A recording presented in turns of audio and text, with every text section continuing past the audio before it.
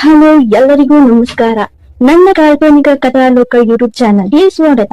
ಇನ್ನು ಯಾರೆಲ್ಲ ಸಬ್ಸ್ಕ್ರೈಬ್ ಆಗಿದ್ದು ಬೇಗ ಸಬ್ಸ್ಕ್ರೈಬ್ ಆಗಿ, ಹಾಗೆ ಮುಂದಿನ ಅಪ್ಡೇಟ್ಸ್ ಗಳಿಗಾಗಿ ಬೆಲ್ ಐಕಾನ್ ಅನ್ನು ಒತ್ತುವುದು ಮರೆಯದಿರಿ. ಶೇರ್ ಕಮೆಂಟ್ ಮಾಡೋದು ಮರೆಯದಿರಿ. ಪುಟಾಣಿ ಹಲ್ಲು ಕಡಿಯುತ್ತಾ ನಿಂತಾಗ ನಮ್ಮ ಕಾಲಷ್ಟು ಉದ್ದ ಇಲ್ಲ ಬ್ಯಾಸ್ಕೆಟ್ ಬಾಲ್ ಆಡ್ತಾನಂತೆ.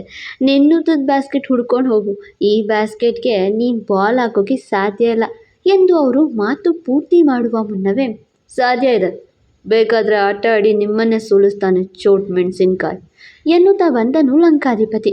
ಅವನ ಕಡೆ ನೋಡಿ ಕಣ್ಣರಳಿಸಿ ಬಡ ಮೆಣಸಿನ್ಕಾಯಿ ಎಂದು ಪುಟಾಣಿ ಕರೆದಾಗ, ಚೋಟ ಪ್ಯಾಕೆಟ್ ಬಡ ಧಮಾಕ, ಕೊಡೋಣವಾ ಚೋಟ್ ಮೆಣಸಿನ್ಕಾಯಿ ಎಂದ ವಿರಾಜ್. ತಕ್ಷಣ ಮುಖ ಅಳಿಸಿ ಬಾಲ್ ಕೊಡುತ್ತಾ, ಓಕೆ ಬಡ ಮೆಣಸಿನ್ಕಾಯಿ ಎಂದನು ಚೋಟ ರಾವಣ್. ದಿಗಂತ್ ಮಾತ್ರ, ಈ ಬಾಸ್ ಇದರ ಸಣ್ಣ ಪುಟ್ಟ ಪಾರ್ಕ್ಗೆ ಬರೋದೇ ಇಲ್ಲ, ಪಬ್ಬಿಗೆ ಹೋಗೋಣ ಅಂದು ಈ ಕಡೆಗೆ ಯಾಕೆ ಕರ್ಕೊಂಡು ಬಂದರು, ಅದು ಇವರಿಬ್ರು ಸೇರಿ ಬ್ಯಾಸ್ಕೆಟ್ ಬಾಲ್ ಆಡ್ತಾರ, ಈ ಮಿನಿ ಮಾನ್ಸ್ಟರ್ ಬ್ಯಾಸ್ಕೆಟ್ ಬಾಲ್ ಆಡುತ್ತಾ ಎಂದು ಕುತೂಹಲದಿಂದ ನೋಡುವಾಗ, ದಿಗಂತ್ ಕ್ಯಾಚ್ ಇಟ್ ಎನ್ನುತ್ತಾ ವಿರಾಜ್ ತನ್ನ ಕೈಲಿದ್ದ ಮೊಬೈಲ್ ಎಸೆದು ತೋಳು ಮರ್ಚ್ಕೊಂಡ. ಅತ್ತ ಪುಟಾಣಿ ಕೂಡ ಅವನ ತೋಳು ಮರ್ಚ್ಕೊಳ್ತಿತ್ತು.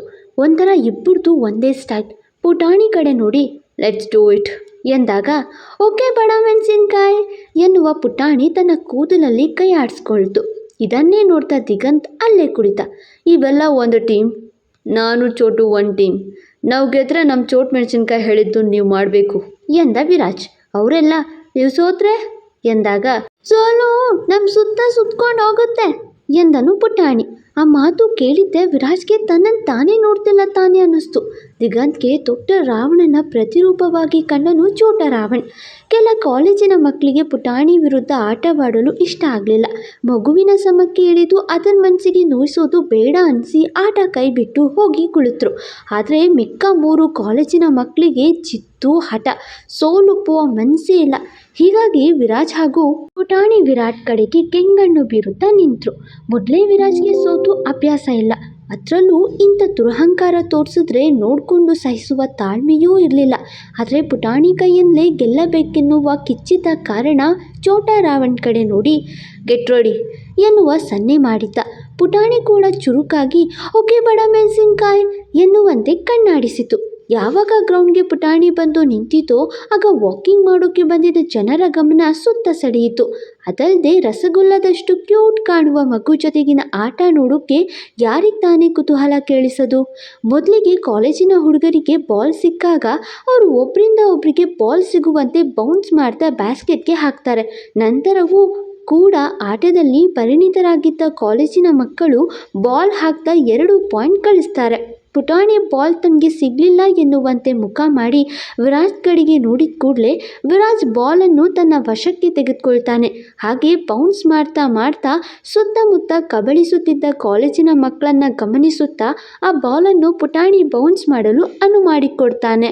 ತನ್ನ ಪುಟ್ಟ ಕೈಗಳಿಂದ ಚೋಟ ರಾವಣ್ 1-2 ಬಾರಿ ಬೌನ್ಸ್ ಮಾಡುತ್ತಾ ಖುಷಿ ಪಡೋದು ನೋಡಿ ಲಂಕಾಧಿಪತಿ ಕೂಡ ಸಂತಸ ಪಡ್ತಾನೆ. ಹಾಗೆ ತಾನೇ ಈ ಬಾರಿ ಬಾಲ್ ಬ್ಯಾಸ್ಕೆಟ್ಗೆ ಹಾಕಿ 1 ಪಾಯಿಂಟ್ ಗೆದ್ದು ಬಿಡ್ತಾನೆ. ಆ ನಂತರ ಕಾಲೇಜಿನ ಮಕ್ಕಳಿಗೆ ತಾವೇ ಗೆಲ್ಲಬೇಕೆಂಬ ಸಿಡು ಶುರುವಾಗುತ್ತೆ. ಪುಟ್ಟ ಮಗುವನ್ನು ದೊಡ್ಡ ವೈರಿಯಂತೆ ನೋಡೋಕ್ಕೆ ಶುರು ಮಾಡ್ತಾರೆ. ಚಪ್ಪಾಳೆ ತಟ್ಟುತ್ತಾ ಸೂಪರ್ ಬಡ ಮೆಣಸಿನ್ಕಾಯಿ ಎಂದು ಸನ್ನೆ ಮಾಡ್ತಿದ್ದ ಮಗುಗೆ ವಿರಾಜ್ ಮತ್ತೆ ಬಾಲ್ ನೀಡಿ ಬೌನ್ಸ್ ಮಾಡಲು ಬಿಟ್ಟಾಗ ಅದನ್ನು ಸಹಿಸದ ಮಕ್ಕಳು ಮಗು ಮೇಲೆ ಅಟ್ಯಾಕ್ ಮಾಡ್ತಾರೆ. ಇದೇ ಸೂಕ್ತ ಸಮಯ ಎನ್ನುವಂತೆ ತಮ್ಮಲ್ಲೇ ಸನ್ನೆ ಮಾಡಿಕೊಳ್ಳುವ ಕಾಲೇಜಿನ ಹುಡುಗರು ಪುಟಾಣಿ ಕಾಲಿಗೆ ಕಾಲು ಕೊಟ್ಟು ಎಡವಿಸಿದ್ದಲ್ಲದೆ ಬಾಲ್ ಹಿಡಿದು ಬ್ಯಾಸ್ಕೆಟ್ಗೆ ಹಾಕಿ ಪಾಯಿಂಟ್ಸ್ ಗೆದ್ದು ಬೀಗ್ತಾರೆ. ಪುಟಾಣಿ ಯಾವಾಗ ಎಡವಿ ಮಮ್ಮ ಎಂದು ಕರೆಯುತ್ತೋ ಆಗ ಅಲ್ಲಿನ ಜನರೆಲ್ಲ ಸುತ್ತ ಆವರಿಸುತ್ತಾರೆ. ಆದರೆ ಪುಟಾಣಿ ಬೀಳದ ಹಾಗೆ ವಿರಾಜ್ ಕಾಪಾಡಿ ತನ್ನ ವಕ್ರ ದೃಷ್ಟಿಯನ್ನು ಆ ಕಾಲೇಜಿನ ಹುಡುಗರ ಮೇಲೆ ಬೀರುತ್ತಾ ದವಡೆ ಬಿಗಿ ಮಾಡ್ತಾನೆ. ಅರೆ, ಇದೊಂಥರ ಚೆನ್ನಾಗಿದೆ ಕಣೆ, ಹೋಗಿ ಬಂದು ಹುಲಿ ಬೋನಿಗೆ ಸೇರ್ತೀಯಾ, ಮತ್ತೆ ಹುಲಿನೇ ಬೈತೀಯಾ ಎಂದು ರಮ್ಯಾ ವಿರಾಜ್ ಮತ್ತೆ ಸಿರಿ ಭೇಟಿಯಾದ ವಿಚಾರವನ್ನು ಕೇಳ್ತಾ ಹೇಳುವಾಗ, ನಿಮಗೆ ತಮಾಷೆ ಅನಿಸುತ್ತಾ ರಮ್ಯಾ, ನನಗೆ ಪ್ರಾಣ ಹಿಂಸೆ ಅನ್ನಿಸ್ತಿದೆ. ವಿರಾಜ್ ಸರ್ ಮತ್ತೆ ಅವರ ಕ್ರಿಮಿನಲ್ ಬುದ್ಧಿ ಬೆಳೆಸಿದ್ದಾರೆ, ಅದಕ್ಕೆ ನನ್ನ ಏಮಾರಿಸಿ ಕೆಲಸಕ್ಕೆ ಸೇರಿಸ್ಕೊಂಡಿರೋದು. ಇನ್ನು ಮುಂದೆ ಅವರಿಂದ ಇನ್ನೂ ಏನೆಲ್ಲ ನೋಡಬೇಕು ಅನ್ನೋ ಚಿಂತೆ ನನಗೆ, ನೀನೊಂದು ಎಂದು ಸಿರಿ ಚಿಂತೆಯಲ್ಲಿ ಹೇಳುವಾಗ, ಆಯ್ಸು ವಿರಾಜ್ ಅವರು ನಿನ್ನ ಪಾಲಿನ ಅದೃಷ್ಟ ಕಣೆ, ಈ ಹಿಂದೆ ಅವರು ನಿನ್ನ ಲೈಫ್ಗೆ ಬಂದಾಗ ಎಷ್ಟೆಲ್ಲ ಸಿಹಿ ಕ್ಷಣಗಳನ್ನು ಕೊಟ್ಟರು ಅನ್ನೋದು ಮರ್ತ್ಬಿಟ್ಟ. ಅವರಿಂದ ನಿನಗೆ ನಿನ್ನ ಬದುಕಲ್ಲಿ ಎಷ್ಟೆಲ್ಲ ಒಳ್ಳೆಯದಾಗಿದೆ ಅನ್ನೋದು ಮರ್ತ್ಬಿಟ್ಟ. ಆ ಕಾಮ ಪಿಶಾಚಿ ಅದೇ ನಿನ್ನ ಅತ್ತೆ ಮಗನ ಕೈಯಿಂದ ಕಾಪಾಡಿತ್ತು ಅವರೇ ಅಲ್ವಾ. ಎಷ್ಟು ವರ್ಷದಿಂದ ನೋವು ಅನುಭವಿಸಿದ್ದೆ ಹೇಳು. ಅದರಿಂದ ಮುಕ್ತಿ ಕೊಟ್ಟರು, ತುಂಬ ಸಂಬಳ ಕೊಟ್ಟರು, ಒಳ್ಳೆ ಮನೆತನ, ಎಲ್ಲೇ ಹೋದರೂ ಬೆಲೆ ಕಟ್ಟಲಾಗದಂಥ ಮರ್ಯಾದೆ ಕೂಡ ಕೊಡಿಸಿದ್ರು. ಅವೆಲ್ಲ ಮರ್ತ್ಬಿಟ್ಟ. ಈಗ ಮತ್ತೆ ನಿನ್ನ ಬದುಕಿಗೆ ಅವರ ಪ್ರವೇಶ ಆಗಿದೆ. ನೋಡ್ತಾ ಇರು, ಈ ಬಾರಿ ಈ ಆಸೆ ಬುರ್ಕ ರಾಮದೇವ್ಗೆ ಸರಿಯಾದ ಪಾಠ ಕಲಿಸ್ತಾರೆ ವಿರಾಜ್ ಎಂದ ರಮ್ಯಾ ಮಾತು ಪೂರ್ತಿಯಾದಾಗ, ಈ ಬಾರಿ ವಿರಾಜ್ ಸರಿಂದ ನಾನು ಯಾವ ಸಹಾಯ ತಗೊಳ್ಳೋದಿಲ್ಲ ರಮ್ಯಾ. ನಾನು ಅವರಿಗೆ ಬದಲಾಗಿದ್ದೀನಿ ಅಂತ ನಿರೂಪಿಸಿ ಕೆಲಸ ಮಾಡ್ತಾ ನನಗೆ ಅವ್ರ ಮೇಲೆ ಯಾವ ಭಾವನೆ ಇಲ್ಲ ಅಂತ ಪ್ರೂವ್ ಮಾಡಿ ಬೇರೆ ಆಗ್ತೀನಿ ಎಂದೇ ವಾದ ಮಾಡಿದ್ಲು ಸಿರಿ. ಅವಳ ಮಾತು ಕೇಳಿ ರಮ್ಯಾಗೆ ನಗು ಬಂದಿತ್ತು.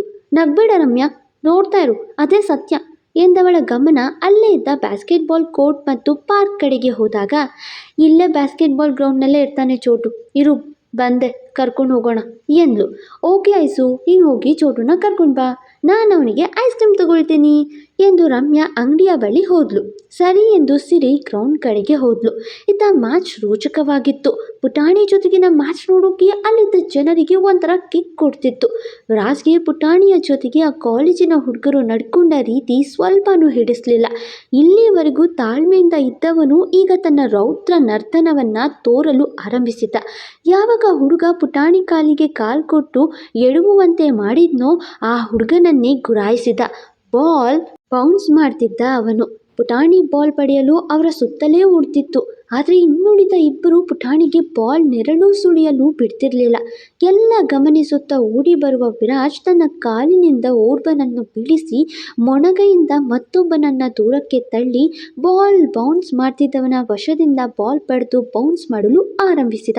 ಹಾಗೆ ಮೆಲ್ಲಗೆ ಬಾಲನ್ನು ಪುಟಾಣಿ ಕೈಗೆ ಕೊಟ್ಟು ಚೋಟ ರಾವಣ್ ಬೌನ್ಸ್ ಮಾಡುವಾಗ ಅಡ್ಡ ಬರುವ ಹುಡುಗರಿಗೆ ತನ್ನ ಕೈ ಕಾಲು ಭುಜದಲ್ಲೇ ಉತ್ತರ ಕೊಡ್ತಾ ಬ್ಯಾಸ್ಕೆಟ್ ಬಳಿಗೆ ಮೆತ್ತಗೆ ಪುಟಾಣಿ ಹಾಗೂ ಬಾಲನ್ನು ಸುರಕ್ಷಿತವಾಗಿ ಕರ್ಕೊಂಡು ಹೊರಟ. ಪುಟಾಣಿ ಬೌನ್ಸ್ ಮಾಡೋದು ಬಿಟ್ಟು ಬಾಲನ್ನು ಬ್ಯಾಸ್ಕೆಟ್ಗೆ ಹಾಕುವೆ ಎಂದು ಬಾಲ್ ಸಮೇತ ಕೈ ಮೇಲೆ ಮಾಡಿದಾಗ ಪುಟಾಣಿಯನ್ನು ಹೊತ್ಕೊಂಡ ವಿರಾಜ್ ಪುಟಾಣಿಗೆ ಬ್ಯಾಸ್ಕೆಟ್ ಒಳಗೆ ಬಾಲ್ ಹಾಕಲು ಸಹಾಯ ಮಾಡಿದ್ದ.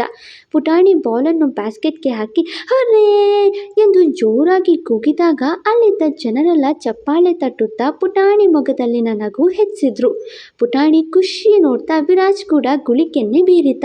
ಹಾಗೆ ನೆಲದ ಮೇಲೆ ಬಿದ್ದು ಹೊಟ್ಟೆ ಕಾಲು ಕೈ ನೋಡ್ಕೊಳ್ತಿದ್ದ ಮೂವರು ಹುಡುಗರ ಕಡೆ ನೋಡಿ ಕಣ್ಣಲ್ಲೇ ಹುಷಾರ್ ಎನ್ನುವ ಎಚ್ಚರಿಕೆ ಕೂಡ ನೀಡಿದ್ದ. ಹಾಗೆ ನಡೆದು ಬರ್ತಾ ಲಂಕಾಧಿಪತಿ, ಚೋಟ್ ಮೆಣಸಿನ್ಕಾಯಿ, ಇವ್ರಿಗೆ ಏನು ಪನಿಷ್ ಕೊಡೋಣ ಎಂದಾಗ, ಇವ್ರಿಗೆ ಇಡೀ ಗ್ರೌಂಡ್ 100 ಟೈಮ್ಸ್ ಸುತ್ತ ಪನಿಷ್ ಕೊಡೋಣ ಬರ ಮೆಣಸಿನ್ಕಾಯಿ ಎಂದನು ಚೋಟ ರಾವಣ್. ಅವನ ಮಾತು ಕೇಳಿದ್ದೆ, ಓಯ್ ಬಾಯಿಂದ ಹೇಳಿದ್ ಕೇಳಿಸ್ತಾ ಇಲ್ಲ ಕೈಯಿಂದ ಕೂಡ ಎಂದು ವಿರಾಜ ಹುಡುಗರಿಗೆ ಆವಾಜ್ ಹಾಕೋದು ನೋಡಿದ್ದೆ. ಅವರೆಲ್ಲ ಎದ್ದು ಇಡೀ ಗ್ರೌಂಡ್ ಸುತ್ತಲೂ ಆರಂಭಿಸಿದ್ರು. ಅವ್ರು ಓಡೋದು ನೋಡ್ತಾ ಚೋಟ ರಾವಣ್ಗೆ ನಗುವೋ ನಗು. ಇದೇನಿದು, ಈ ಜನ ಬಾಸ್ಕೆಟ್ಬಾಲ್ ಕೋರ್ಟ್ನ ಯಾಕೆ ಆವರಿಸಿದ್ದಾರೆ ಎಂದು ಮ್ಯಾಚ್ ನಡೆಯುತ್ತಿದ್ದ ಜಾಗಕ್ಕೆ ಸಿರಿ ಕೂಡ ಆಗಮನಿಸಿದ್ಲು. ಸಿರಿ ಬಾಸ್ಕೆಟ್ಬಾಲ್ ಕೋರ್ಟ್ ಕಡೆಗೆ ಬಂದಂತೆ ಜನರು ಚಪ್ಪಾಳೆ ತಟ್ತಾ, ಆ ಮಗು ಎಷ್ಟು ಮುದ್ದಾಗಿದೆ ಅಲ್ವಾ, ಅವರಿಬ್ರು ನೋಡ್ತಿದ್ರೆ ಅಪ್ಪ ಮಗ ಅನ್ನಿಸ್ತಾರೆ. ಮಗನನ್ನು ಹಾನಿ ಮಾಡಿದ್ರೆ ಯಾವ ಅಪ್ಪ ತಾನೇ ಬಿಡ್ತಾರೆ. ಸರಿಯಾಗಿ ಮಾಡ್ದ ಪುಟಾಣಿ ಅಪ್ಪ. ಅಂತೂ ಇಂತೂ ಅಪ್ಪ ಮಗ ಗೆದ್ರು. ಆ ಮಗುಕ್ಕೇನೆ ನೋಡಿದ್ರೆ ಗೊತ್ತಾಗಲ್ವಾ, ಅಪ್ಪ ಮಗ ಇಬ್ರಿಗೂ ಗುಳಿ ಬೀಳುತ್ತೆ. ಆ ಕಾಲೇಜಿನ ಮಕ್ಳಿಗೆ ಕಾಮನ್ ಸೆನ್ಸ್ ಇಲ್ವಾ, ಪಾಪ ಅಷ್ಟು ಮುದ್ದಾಗಿರೋ ಮಗು ವಿರುದ್ಧ ಆಡೋಕ್ಕೆ ಹೋಗ್ತಾರೆ. ಅಪ್ಪ ಅಂದರೆ ಸುಮ್ಮನೆನಾ? ಹೀಗೆ ಏನೇನೋ ಹೇಳ್ಕೊಳ್ತಿದ್ದ ಜನರ ಮಾತುಗಳು ಸಿರಿ ಹೃದಯ ಬಡಿತವನ್ನು ಹೆಚ್ಚಿಸಿತ್ತು. ಹಾಗೆ ಜನರ ಮಧ್ಯೆ ನುಗ್ಗಿ ಬಂದವಳ ಕಣ್ಣುಗಳು ಅಗಲವಾಯಿತು ಹೆದರಿಕೆಯಿಂದ. ಯಾಕಂದರೆ ಅವಳಿಗೆ ಕಂಡಿದ್ದು ಕೆಚ್ಚೆದೆಯ ವೀರ ಲಂಕಾಧಿಪತಿ.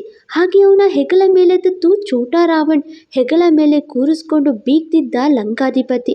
ಪುಟಾಣಿ ತನ್ನ ಗುಳಿಕೆಯನ್ನೇ ಹೆಚ್ಚು ಮಾಡ್ತಾ ಕಾಲೇಜ್ ಹುಡುಗರ ಕಡೆ ನೋಡಿ ಟುಸ್ ಪಟಾಕಿ ಅಣಗಿಸ್ತಿದ್ರೆ ವಿರಾಜ ಮಕ್ಕಳ ಕಡೆಗೆ ಕೆಂಗಣ್ಣು ಬೀರಿ ಹುಷಾರ್ ಎಂದು ಎಚ್ಚರಿಕೆ ನೀಡ್ತಿದ್ದ. ಇವರಿಬ್ಬರನ್ನ ನೋಡಿದ ಸಿರಿಗೆ ತಲೆ ತಿರುಗಿತು.